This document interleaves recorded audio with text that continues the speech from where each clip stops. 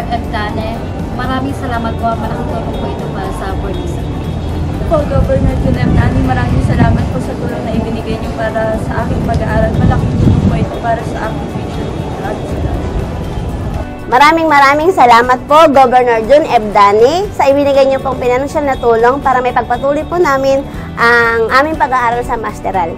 At sana po maging tuloy-tuloy po ang pagtulong niyo sa Sambalenyo.